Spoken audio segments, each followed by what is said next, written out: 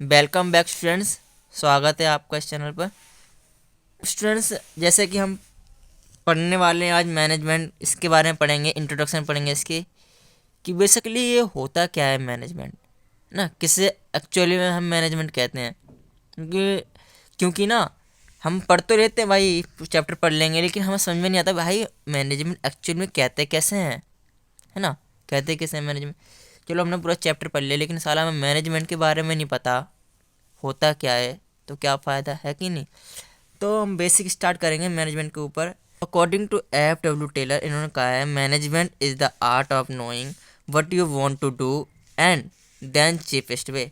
मतलब ये जो डेफिनेशन कह रही है मैनेजमेंट एक आर्ट है। ठीक है, मैनेजमेंट एक आर्ट है जिसको हम जान रहे हैं what you want to do, मतलब क्या हमें करना या करते हो, एंड देन चीपेस्ट वे, तब आप कौन सा सबसे चीपेस्ट वे यूज़ करोगे।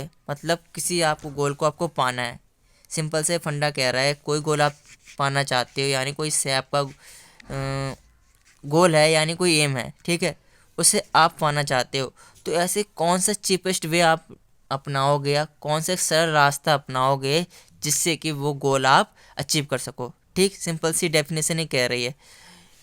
लेकिन भाई एक्चुअली क्या है, एक्चुअल में डेफिनेशन सही है गलत है भाई, मेरे ख्याल से सही है। ठीक है, लेकिन जो किताब में डेफिनेशन दे रखी है, मतलब इस किताब के अनुसार डेफिनेशन दे रखी है, वो क्या है। तो इसमें क्या रखा है डेफिनेशन, जो एक्चुअल डेफिनेशन है, it refers to the process of conducting a set of function. मतलब ये रेफरेंस करता है एक प्रोसेस को जो कंडक्ट करता है सेट ऑफ फंक्शन को जो कंडक्ट करता है, जैसे planning, organising, staffing, directing and controlling. यानी एक प्रोसेस है, अगर इस फंक्शन को आप कंडक्ट कर रहे हो, ठीक है, to get the work done in efficient and effective manner, और आप अपना जो काम कर रहे हो, ठीक है, कोई आपका ऑब्जेक्टिव, इन पांचों को आप यूज़ कर रहे हो और अपने काम को डन करते हो एफिशिएंट एंड इफेक्टिव मैनर्स के द्वारा, तो ही उसे मैनेजमेंट कहते हैं। मतलब मैं एग्जांपल से आपको समझाता हूँ, हम कैसे कह सकते हैं मैनेजमेंट होता क्या। मान लिया आपके फादर हैं, ठीक है, आपके फादर ने डिसाइड किया है, क्या किया, डिसाइड किया है कि उन्हें एक मकान बनाना है। मान लीजिए उन्होंने कोई एक बिल्डिंग बनवानी है, उन्होंने घर बनवाना है, आप ठीक है, मान लीजिए आपको घर बनवाना है, अपना कोई घर बनवाना है, ठीक है। तो आपके पिताजी ने घर बनवाने के लिए उन्होंने डिसाइड किया कि भाई हमारे पास 15 लाख रुपए हैं, क्या है, 15 लाख रुपए है, और हमें जो मकान चाहिए, घर बनना चाहिए, वो हमें 3 महीने की चाहिए। मान लेते हैं हम 3 महीने के अंदर हमें घर चाहिए। ठीक, आपके फादर ने डिसाइड किया है कि भाई हमें घर बनवाना है, हमारे पास 15 लाख का बजट है, क्या है, 15 लाख का बजट है, 3 महीने का टाइम है। तो ये क्या करेंगे उस टाइम, ये करेंगे कि भाई हम एक कॉन्ट्रैक्टर को एक कॉन्ट्रैक्ट दे देते हैं। एक कॉन्ट्रैक्टर ठेकेदार से कहते हैं, कॉन्ट्रैक्ट को मान लीजिए शॉर्टकट में लिख सकता हूँ, ठीक, एक कॉन्ट्रैक्टर को बुलाते हैं, उसे हम कॉन्ट्रैक्ट देंगे, क्या देंगे, कॉन्ट्रैक्ट देंगे, और उससे कहेंगे कि भाई मैं आपको 15 लाख रुपए देता हूँ और 3 महीने देता हूँ, ठीक, मुझे एक काम चाहिए, मुझे ऐसा ऐसा मकान चाहिए, कोई डिज़ाइन बना के देते हैं आपके पास। यानी आपके पापा ने क्या करा है, प्लानिंग किया है, यहाँ पे क्या किया है, प्लानिंग किया है, यहाँ पे प्लानिंग किया है, और प्लानिंग करके बताया है कॉन्ट्रैक्टर को कि भाई मुझे घर चाहिए, ठीक है, मुझे घर चाहिए, मेरे पास बजट है 15 लाख का और 3 महीने मेरे पास है। ठीक, तो कॉन्ट्रैक्टर ने कहा ठीक है, क्या कहा, ठीक है। तब कॉन्ट्रैक्टर ठीक कर कहा, होने के बाद उसने कहा भाई चलिए ठीक करते हैं, आपका काम करते हैं। तो कॉन्ट्रैक्टर ने क्या कहा, अपनी टीम को बुलाया, उसके पास टीम होगी कोई, ठीक है, लेबर, अपना मिस्त्री वो जो भी होता है उनके पास, कॉन्ट्रैक्टर के पास, उसको बुलाया, इसको टीम को बुलाया, और उन्हें कहा, क्या कहा, उन्हें कहा भाई हमें 15 लाख किसी ने दिए हैं और 3 महीने का टाइम दिया है, हमें ऐसा ऐसा काम करना, हमें ऐसा घर बना के देना है, हमारे पास ये नक्शा है, ऐसा नक्शा है, ऐसा घर बना के देना है। तो उस टाइम इसने क्या किया, उस टाइम इसने किया कि भाई ऑर्गेनाइज़ किया, क्या किया, ऑर्गेनाइज़ किया भाई। उन्होंने बताया, कॉन्ट्रैक्टर ने को अपनी टीम को बोला भाई ऐसे ऐसे काम करना है, ऐसे ऐसे काम करना है, इतने महीने में देना है, इतने पैसे हमारे पास, ठीक है। और भाई जो भी उन्होंने कहा, उन्होंने कहा भाई जो भी छत ऐसी चाहिए, खिड़की ऐसी चाहिए, किचन यहाँ पे चाहिए, यहाँ बाथरूम चाहिए, जो भी उसने ऑर्गेनाइज़ किया, ठीक। उसके बाद क्या किया, कॉन्ट्रैक्टर ने कहा भाई ये टीम में से भाई आपका ये काम है, ठीक है, आपका ये काम है, आपका ये काम है, आपका ये काम है। यानी उस टाइम इसने क्या किया, जो अपनी लेबर है, जो अपनी टीम है, उसको क्या किया, स्टाफिंग किया, स्टाफ किया, उसको लगाया। स्टाफिंग से हम स्टाफिंग कहते हैं। उसने जो जिसके लायक है उसने वहाँ पे उसको लगाया। ठीक, उस टाइम इसने क्या किया, स्टाफिंग की। क्या की, स्टाफिंग की, अपने लोगों को लगाया। ठीक है, तो भाई उसने स्टाफिंग करी, चलो ठीक है, उसने स्टाफिंग किया, अब काम स्टार्ट हो जाता है। तो अब ठेकेदार ऐसा तो नहीं रोज़ रहेगा उधर ही, 24 घंटे रहेगा, नहीं रहेगा ना। लेबर आएगी, टीम आएगी उसी काम करने के लिए। तो वो क्या करता है, हर 2-3 दिन में चेक करने आता है। वो क्या करने आता है, 2-3 दिन में चेक करने के लिए आता है कि भाई काम हो रहा है कि नहीं हो रहा। इट मीन्स ये क्या करता है, डायरेक्टिंग करता है। उस टाइम क्या करता है, डायरेक्टिंग करने आता है, यानी चेक करने आता है कि भाई काम हो रहा है कि नहीं हो रहा है। यानी जो मेरी लेबर है या मेरी टीम है वो काम कर रही है, नहीं कर रही है। अगर नहीं कर रही है तो भाई उन्हें मोटिवेट किया जाए, है ना, उन्हें मोटिवेट किया जाए, उन्हें बताया जाए भाई अगर तुम जल्दी काम करके दोगे तो तुम्हारे थोड़ा इनकम आपकी बढ़ा दी जाएंगी। यानी आपकी 500 रुपये दहाड़ी है तो 600 रुपये कर दी जाएगी। मुझे जल्दी काम करके दोगे तो आपकी जो 500 की दहाड़ी है वो 600 कर दी जाएगी। यानी उस टाइम में डायरेक्टिंग करता है अपनी टीम को। ठीक, टीम करने के बाद उसके बाद ख़त्म होने से पहले 10-15 दिन क्या करता है, 10-15 दिन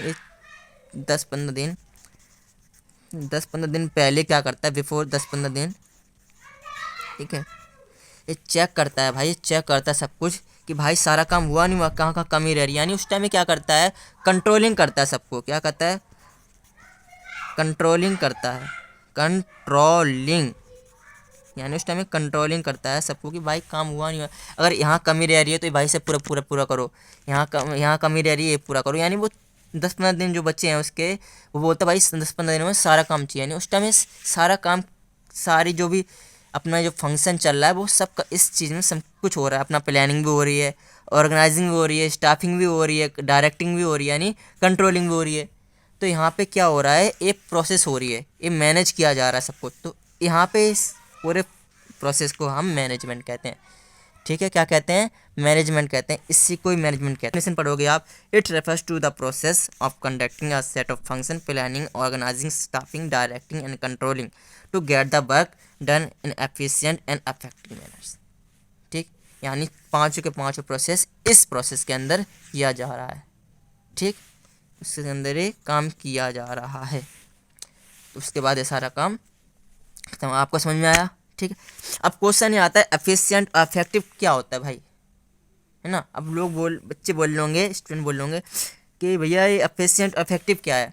आपने सब कुछ बता दिया, लेकिन ये इफेक्टिव एफिशिएंसी क्या है भाई, हमें तो पता ही नहीं है।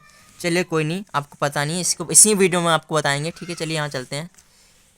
देखिए इसे अफेक्टिवनेस, इसे अफेक्टिवनेस एफिशिएंसी भी कहते हैं। ठीक है, एफिशिएंसी पहले मीनिंग पढ़ लेते हैं। देखो अब आता है अफेक्टिवनेस, पढ़ते हैं इसका मीनिंग क्या है। It refers to the completing the job on time no matter whatever the cost. मतलब जो अफेक्टिवनेस जो रेफर्स करती है वो करती है completing the job on time. यानी इसको जो जॉब चाहिए, जो काम चाहिए, इसको वो टाइम पे चाहिए। भाई समय जितना समय दिया है इसने, 1 महीना 2 महीना 3 महीना, जितना भी काम दिया है भाई टाइम पे चाहिए।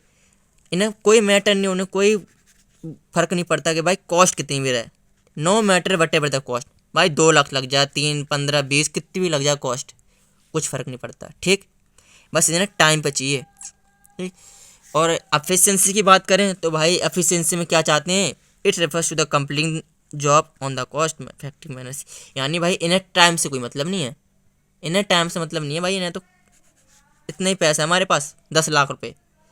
ठीक, 10 लाख रुपये इतने में काम करके चाहिए, चाहे आप 2 महीने में करो, चाहे 3 महीने में, चाहे 6 महीने में, चाहे 1 साल में, लेकिन पैसा इतना ही मिलेगा तुम्हें। यानी एफिशिएंसी के अंदर एक कॉस्ट देखते हैं। ठीक है, कॉस्ट के ऊपर काम करते हैं। अगर टाइम कितना भी हो तुम्हारे पास कोई दिक्कत नहीं है, बस पैसा मैं तुम्हें इतने दूंगा। ठीक है, उसके बाद आते हैं कि भाई जो इफेक्टिवनेस है उसका ऑब्जेक्ट क्या है, ऑब्जेक्टिव क्या है। इसका ऑब्जेक्टिव है to achieve end result on time. भाई इसे अपना जो रिजल्ट चाहिए वो टाइम पे चाहिए। एक दिन आगे नहीं मिलेगी, एक दिन ज़्यादा नहीं मिलेगा, एक दिन कम नहीं चाहिए, हमें उसी टाइम पे चाहिए। पहले दे दो कोई दिक्कत नहीं है, पहले दे भाई, कोई भी चाहेगा कि भाई मेरा काम पहले हो जाए, कोई दिक्कत नहीं है, लेकिन टाइम के बाद ना हो। तो इनको चाहिए हमारा अपना काम टाइम पे। ठीक, अब इसका ऑब्जेक्ट देख भाई, इनको तो भाई कॉस्ट से ही है, इनका to conduct cost benefit analysis. इन्हें कुछ नहीं फ़र्क पड़ता भाई, इन्हें तो कॉस्ट बेनिफिट एनालिसिस चाहिए। यानी इन्हें को काम चाहिए कॉस्ट के हिसाब से। भाई पैसे तुम्हें इतने ही मिलेंगे, इतना ही देंगे ये लोग। कंजूस लोग हैं भाई, बता रहा हूँ मैं, कंजूस लोग होते हैं बहुत ज़्यादा, जिनको कॉस्ट होते हैं। अब इसका मेन कंसिडरेशन क्या होता है? टाइम भाई, कंसिडरेशन भाई टाइम ही रहेगा इनका, पहले ही बता दिया मैं आपको। इनका कॉस्ट है। समझ में आया आपको कि भाई अफेक्टिवनेस एंड एफिशिएंसी कैसे कहते हैं? अब याद रखने के लिए कैसे, आपको याद रखने के लिए मैं शॉर्टकट की बताता हूँ कि भाई कॉस्ट कहाँ पे आएगा, टाइम कहाँ पे। तो भाई यहाँ आप दिख रहा होगा टी, अफेक्टिवनेस, अफेक्टिवनेस से टी यानी टाइम के ऊपर बात हो रही है। क्या हो रही है? टाइम के ऊपर होती है। जहाँ अफेक्टिवनेस से टी आ जाए तो वहाँ टाइम का मतलब टाइम पे बात हो रही है भाई, टाइम पे कम चाहिए, ठीक। और दूसरे में एफिशिएंसी, या अपना सी है ना एफिशिएंसी, यानी यहाँ पे कॉस्ट मैटर करेगी। समझ में आए? जहाँ टी इन्हें टाइम पे चाहिए, जहाँ सी वहाँ कॉस्ट चाहिए। समझ में आई? मुझे लगता है आपको समझ में आ गए। चलिए बहुत बढ़िया, अच्छी बात है। मुझे लगता है आपको सब कुछ डेफिनेशन पता चल गई, इफेक्टिवनेस एंड एफिशिएंसी के बारे में पता चल गया होगा, ठीक है। अगर कोई क्वेश्चन आपको कहीं समझ में ना आए, कुछ भी समझ में ना आए, लगता है कहीं मैं कन्फ्यूजन हो रहा हूँ, तो आप ज़रूर कमेंट के अंदर क्वेश्चन पूछ सकते हैं, ठीक है। बिना झिझके आप क्वेश्चन पूछिए, मैं आपका जवाब ज़रूर दूंगा, ठीक है। चलिए बढ़िया, जय हिंद।